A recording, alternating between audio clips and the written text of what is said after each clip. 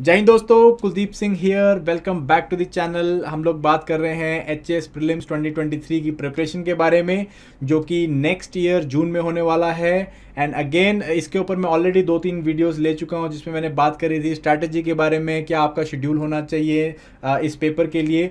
And मैंने books के बारे में बात करी थी कि किस तरह से आप अपने अलग अलग जीएस के सब्जेक्ट्स को अलग अलग बुक से कवर कर सकते हो। सो आज जो एक इंपॉर्टेंट टॉपिक मैं लेने वाला हूँ यहाँ पे, वो है कि कौन सा जब भी आपको जीएस सब्जेक्ट उठाओगे उसे किस तरह से आप इफेक्टिवली कॉम्प्रिहेंसिवली प्रिपेयर कर सकते हो, और क्या चीज़ें आपको जो है ध्यान में रखनी है जब आप जीएस सब्जेक्ट को कवर कर रहे हो। Beat any subject, history, geography, polity, economics, environment, science, जो भी सब्जेक्ट आप कवर कर रहे हो, अगर आप ये स्टेप्स को जो है फॉलो करोगे, you will be able to very effectively cover that subject as well as score very good marks in your prelims examination. तो चलिए गाइस, फटाफट सेशन को करते हैं स्टार्ट। अगेन स्टार्ट करने से पहले गाइस, हम लोगों के जो करंट अफेयर्स की जो ईयरली कंपाइलेशन है वो आउट हो चुकी है। सो आप जो है उसको यूज़ कर सकते हैं। सितंबर तक का जो है कॉम्प्रहेंसिवली सारा करंट अफेयर्स हमने यहाँ पे कवर कर दिया है। सो आप इनको जो है यूज़ करिए, एंड आप अपने प्रीलिम्स में जो है, अगर आप इस बार प्रीलिम्स में बैठ रहे हैं या फिर अगले साल के लिए प्रिपेयर कर रहे हैं, तो उनके लिए आपको ये बुक्स जो है काफ़ी ज़्यादा हेल्प करने वाली हैं। These books are available in our application also. हमारी एप्लीकेशन में अवेलेबल है, टेलीग्राम चैनल पे भी अवेलेबल है, और हमारी वेबसाइट पे भी अवेलेबल है। आप वहाँ से इन्हें अवेल कर सकते हैं। ठीक है जी, चलिए सो हम लोग बात करते हैं फटाफट से स्टेप्स के बारे में। So what should be the steps जो आपको यूज़ करने हैं या जो आपको ध्यान में रखने हैं जब आप अपना जीएस का सब्जेक्ट कवर कर रहे हो। ठीक है जी, आप अपने मन में कोई भी जीएस का सब्जेक्ट बना लीजिए, उसमें जो है हम लोग क्या करना है, ये कुछ सब्जेक्ट्स कवर करने हैं। ठीक है, सबसे पहला जो एरिया है जो फोकस करना है वो है कि हमें पता होना चाहिए कि हमें क्या पढ़ना है और कितना पढ़ना है। देखो, कोई भी सब्जेक्ट अगर आप उठा लोगे तो उस सब्जेक्ट के ऊपर बहुत सारी किताबें मिल जाएंगी आपको, उस सब्जेक्ट के ऊपर बहुत सारा ज्ञान मिल जाएगा, इतना मिल जाएगा कि आप पूरे साल उसको पढ़ सकते हो। बट प्रॉब्लम इस कि हम लोगों को उस सब्जेक्ट के ऊपर मास्टरी नहीं करनी है। लिखा हुआ है आपके सिलेबस में कि आपको यहाँ पे सब्जेक्ट स्पेशलाइजेशन की जरूरत नहीं है। इस जीएस टॉपिक्स में आपको जो है जस्ट ब्रॉड अंडरस्टैंडिंग होना चाहिए। सो यहाँ पे हम लोग क्या करेंगे, सबसे पहले हम लोग अंडरस्टैंड करने की कोशिश करेंगे कि एचपीपीएससी जो है वो अपने सिलेबस के अंदर, वो अपने क्वेश्चंस के अंदर किस तरह के जो है नॉलेज का डिमांड कर रहा है, और उस हिसाब से जो अपनी प्रिपरेशन को स्टार्ट करेंगे। सो यहाँ पे क्या करना है, ऑलवेज आपको जो है इसका सिलेबस है और जो ट्रेंड एनालिसिस है वो करके रखना है। कोई भी सब्जेक्ट स्टार्ट करने से पहले लेटेस्ट कोई भी, जैसे हिस्ट्री, ज्योग्राफी, पॉलिटी, लेटेस्ट से ज्योग्राफी की बात करें तो यू शुड नो कि सिलेबस में क्या लिखा हुआ है, लाइक कौन से एरियाज में कवर करने को दिया हुआ है या कौन से एरियाज पूछे जा रहे हैं। एंड ट्रेंड एनालिसिस पता होना चाहिए कि कहाँ से जो है मेजरली क्वेश्चंस निकल के आ रहे हैं। ये पता होगा तो आपको पता चल जाएगा कौन से एरियाज को ज़्यादा फोकस करना है। सो वंस अगर आपने अपना सिलेबस एंड ट्रेंड एनालिसिस देख लिया है, then second thing that you need to do is you need to formulate a broad action plan. ठीक है जी, so planning failing to plan is planning to fail. ये बहुत ही एप्ट है। अगर आप प्रॉपरली प्लान नहीं करोगे तो क्या होगा, आप उस पर्टिकुलर सब्जेक्ट में खो जाओगे, and then you will not be able to cover it in time. ठीक है, हमें 1-1.5 महीने में इस जीएस सब्जेक्ट, हर एक जीएस सब्जेक्ट को कवर करना है। So for that you need a broad action plan. आपका एक्शन प्लान जो है आपके सिलेबस और आपके ट्रेंड एनालिसिस के जो आपने ट्रेंड का एनालिसिस किया है उससे निकल के आएगा। यहाँ पे जो है आपको क्या करना है, एक ब्रॉड एक्शन प्लान बनाना है। एक बार आपका एक्शन प्लान बन गया, उसके बाद आप क्या करोगे, then you will be selecting sources कि आपको ये पर्टिकुलर सब्जेक्ट जो है कौन से सोर्सेज से पढ़ना है। बहुत सारी किताबें हैं कॉम्पिटेटिव एग्जाम्स के लिए की जाती हैं, एनसीईआरटीज हैं। कौन से सब्जेक्ट जो है या कौन से एरिया से आपको जो है इस पर्टिकुलर सब्जेक्ट को कवर करना है वो आपको देखना है। यहाँ पे आपको सिलेक्ट करनी है अपने सोर्सेज को। ठीक है जी, वंस आपने सोर्सेज सिलेक्ट कर लिया, अब जो है आप क्या करोगे, 1 बाय 1 जो है आप यहाँ पे अपने एक्शन प्लान के तहत क्या करोगे, अपना सब्जेक्ट को जो है कवर करने लग जाओगे। बट सब्जेक्ट कवर करते हुए क्या है, आपको एक इंपॉर्टेंट चीज़ देखनी है, वो है कि आपको अपने आप को रेगुलर असेस करना है कि जो आप पढ़ रहे हो वो जो है वो रेलिवेंट है कि नहीं, एंड जो आप पढ़ रहे हो कि वो आपको रिटेन हो रहा है कि नहीं हो रहा है। ठीक है जी, सो इसके लिए आपको क्या करना है, you need to continuously ask questions about the topic that you are covering. जो भी आप क्वेश्चन या जो भी आप टॉपिक कवर करते हो उसके जो है आपको क्या करना है, you have to solve lot of MCQs. Try to find MCQs, जैसे कि अगर आप लेटेस्ट से ज्योग्राफी कर रहे हैं, लेटेस्ट से हिस्ट्री कर रहे हैं, तो जो भी पर्टिकुलर टॉपिक आप कर रहे हैं, लेटेस्ट से 1857 की क्रांति, रिवॉल्ट कर रहे हैं, तो उसमें जो है आप जितने भी एमसीक्यू सॉल्व कर सको उतने एमसीक्यू सॉल्व करने की कोशिश करो। इससे क्या होगा, आपने जो भी पढ़ा होगा वो स्ट्रेंथन हो जाएगा, एंड आपका जो है एक माइंड मैप आप एक मसल जो माइंड मेमोरी है वो बन जाएगी आपकी, ठीक है जी। So that is going to help you a lot. So ये काम हमने को करना है। इसके बाद another important thing that you need to do is, क्योंकि ये सब्जेक्ट सिर्फ प्री में नहीं मेंस में भी इंपॉर्टेंट है, तो यहाँ पे आपको जो है आंसर राइटिंग भी करनी है। So you need to ensure कि आप आंसर राइटिंग भी करें, ठीक है जी। ये एकदम स्टार्टिंग से स्टार्ट नहीं कर देनी आंसर राइटिंग कि भाई आज आपने जीएस का टॉपिक उठाया और आप वही उसी दिन से स्टार्ट कर दिया answer writing. You can take your time, but answer writing is important.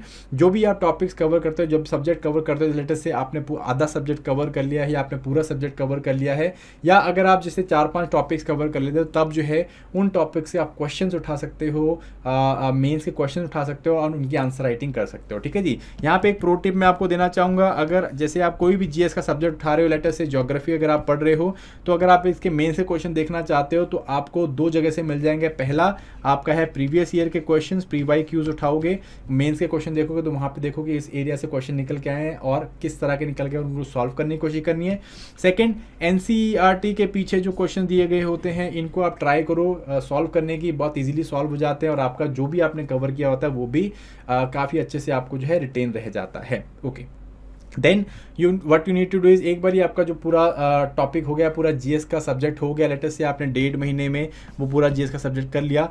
अब यहाँ पे आपको क्या करना है, आपको फुल लेंथ मॉक टेस्ट देने हैं। पूरे सिलेबस के जो है आपको 1 या 2 या 3 एटलीस्ट जो है मॉक टेस्ट देके देखने हैं और फिर वहाँ पे जो है देखना है कि आपकी क्या एक्यूरेसी आ रही है। आपको ये देखना है कि क्या आपके वीक पॉइंट्स है। लेटेस्ट से ज्योग्राफी की बात करूँ तो लेटेस्ट से मैं बोलता हूँ मेरी क्लाइमेटोलॉजी जो है इतनी अच्छी नहीं चल रही है, तो आपको क्लाइमेटोलॉजी को दोबारा रिवाइज करना है, ठीक है जी। वीक पॉइंट देखने, स्ट्रॉन्ग पॉइंट देखने की भाई हाँ इंडियन फिजियोग्राफी में जो भी क्वेश्चन आए मुझे वहाँ से सारे आते थे, तो इस तरह से आपको जो है क्या करना, अपना एनालिसिस करना है उस पर्टिकुलर सब्जेक्ट का, ठीक है जी।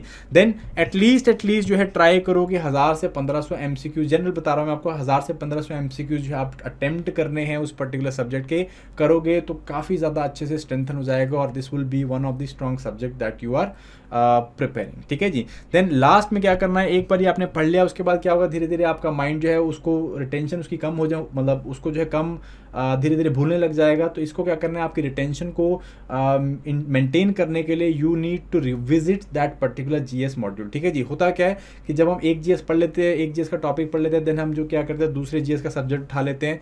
वहाँ पे क्या होगा कि जब नया सब्जेक्ट उठाओगे तो पुराने वाला भूलना स्टार्ट हो जाएगा, ठीक है। तो यहाँ पे हमें क्या करना है कि हर तीसरे महीने के बाद एवरी 3rd मंथ आपको दोबारा से जो है उस पर्टिकुलर जीएस के सब्जेक्ट को रिवाइज करना है, उठाना है। 1 या 2 दिन या 4 दिन लेने हैं, फटाफट से उसको जो है एक बार रिवाइज कर देना, ताकि आपको जो है दोबारा रिटेन हो जाए। जो भी आपने माइंड मैप्स बनाए हैं, जो भी आपने दिमाग में जो भी आपने चित्रण बनाया है, पिक्चर बनाई हुई है, वो जो है आपके पास दोबारा रिफ्रेश हो जाए, ठीक है जी। एंड फाइनली जब भी आपने सारा सिलेबस कंप्लीट कर लिया, एक बार सारा साइकिल हो गया आपका, हिस्ट्री ज्योग्राफी पॉलिटी वो सारा साइकिल हो गया है, then you have to come back again and revise your syllabus again, ठीक है जी। क्योंकि जनरली जब पूरा सिलेबस करने में आपको 7 से 8 महीने लग जाएंगे और उसके बाद जो है काफ़ी चीज़ें आप भूल चुके होंगे, तो तब जो है आपको रिवाइज करना बहुत ज़्यादा ज़रूरी है। स्पेशली प्रीलिम से पहले मैं हमेशा बोलता हूँ कि एटलीस्ट 2 या 3 रिवीजन देना बहुत ज़रूरी है। सो यहाँ पे भी ये जीएस में भी बहुत इंपॉर्टेंट काम करेंगे। एक बार सिलेबस कंप्लीट हो गया, come back and revise that particular subject again, ठीक है जी। सो ये कुछ जो है आपको 10 स्टेप्स हैं, ये आपको जो है आपको मेंटेन करके रखने हैं जब भी आप अपना सिलेबस कंप्लीट करोगे, जब भी अपना जीएस का मॉड्यूल कवर कर रहे हो। इसका मैं आपको एग्जांपल भी दे देता हूँ। Let us take an example of a subject, let us take geography. तो ज्योग्राफी में हम लोग देखते हैं कि भाई एचएस में क्या चीज़ दे रखी है, लेटेस्ट से आपका सिलेबस क्या है। तो सिलेबस में ज्योग्राफी में प्रीलिम्स में क्या दे रखा है, India and world geography, physical social economic geography of India and world. So सारा कुछ ही पढ़ना है आपको। फिजिकल ज्योग्राफी पढ़नी है, अब उसके बाद geography of India and geography of world, तीनों चीज़ें पढ़नी है, ठीक है। बट इतना सारे एक्सटेंड में कितना पढ़ना है, क्या जो है इससे बेनिफिट निकल के आएगा। सो प्रीवियस ईयर के ट्रेंड वो हमें बताते हैं। प्रीवियस ईयर के ट्रेंड आप देखोगे तो ऑलमोस्ट जो है 15 से 18 क्वेश्चन जो है वो ज्योग्राफी और इन्वायरमेंट से जुड़ के आ रहे हैं। मीन्स इन्वायरमेंट के अराउंड 2 क्वेश्चन, हर साल आपको 2 क्वेश्चन देखने को मिलते हैं। तो इन्वायरमेंट इतना ज़्यादा यहाँ पे पूछा नहीं जाता है, सिर्फ 2 ही क्वेश्चन है और वो भी जनरली करंट अफेयर के साथ एसोसिएटेड होते हैं। बेसिक क्वेश्चन काफ़ी कम पूछे जाते हैं इसमें। एंड जो आपका ज्योग्राफी है, ज्योग्राफी के अंदर जो है आपका world physiography and Indian physiography से काफ़ी क्वेश्चन पूछे जाते हैं। जैसे ड्रेनेज से पूछे जाएंगे, हिमालयास वाले रीजन से काफ़ी पूछे जाते हैं, इस तरह के क्वेश्चन काफ़ी पूछे जाते हैं। सो ये जो है की एरियाज बन जाते हैं। जब भी आप इन एरियाज को कर रहे हो तो काफ़ी ज़्यादा डिटेल में आपको यहाँ पे क्या करना है, इनको एनालाइज करना है, ठीक है। सो इस तरह से आप जो है देख पाओगे। अगर मैं मेंस की बात करूँ तो मेंस में जो है जीएस पेपर 1 में you will find around 15 marks के जो है आपके क्वेश्चन होंगे, they will be of geography. 15 से 20 जो मार्क्स हैं उसका ज्योग्राफी का रेलेवेंस रहेगा। तो यहाँ पे आप देख सकते हो किस तरह के क्वेश्चन पूछे जा रहे हैं, ठीक है। सो इस तरह से आपको जो है पता चल जाएगा कि ज्योग्राफी कितनी पढ़नी है या फिर कितना इसका रेलेवेंस है। तो स्ट्रैटेजी कैसे बनाएंगे हम लोग इसकी? स्ट्रैटेजी जैसे मैं जो जनरली आपको रिकमेंड करूँगा कि एनसीईआरटी 11वीं की और एनसीईआरटी 12वीं की जो ज्योग्राफी है ये हमको पढ़नी, क्योंकि इसमें सारा सिलेबस आपका कवर हो जाता है ऑलमोस्ट। एंड इसके साथ साथ आपको एक एटलस रखनी है, ऑक्सफोर्ड की स्टूडेंट एटलस। इसको जो है देखना है, क्यों? बिकॉज एक ऑब्जर्वेशनल अंडरस्टैंडिंग होगी, क्योंकि हर चीज़ किताब से जो है निकल के नहीं आएगी क्वेश्चंस में। वो ओल्ड क्वेश्चन पेपर्स को सॉल्व करना है, देखना है किस तरह क्वेश्चन निकल के आ रहे हैं। देन एमसीक्यूज करने हैं बहुत सारे प्रैक्टिस में, बिकॉज ज्योग्राफी में बहुत सारा कंटेंट रहता है, बहुत सारा जो है फैक्चुअल जो आर्ग्यूमेंट्स है, फैक्चुअल जो है आपके फैक्ट्स रहते हैं, तो इनको जो है आपको बार बार पढ़ना पड़ेगा। तब जब बहुत सारे एमसीक्यूज करोगे तो ये फैक्ट जो आपको ऑटोमेटिकली याद हो जाएंगे, ठीक है। एंड एक रेफरेंस बुक यूज़ करनी पड़ेगी हमें, जीसी लियोंग। इसमें जो आपका फिजिकल ज्योग्राफी के सारे कंसेप्ट दिए हुए हैं, तो इससे जो है you will be able to better comprehend the world physiography as well as the Indian physiography. So ये जो है आपका सोर्सेज हो गए, इस तरह से करना है। प्लान ऑफ एक्शन आपका क्या रहेगा कि सबसे पहले मैं फिजिकल ज्योग्राफी करूँ, लेटेस्ट से जीसी लियोंग के साथ कर रही हूँ, और अपना 11th की एनसीईआरटी पकड़ ली।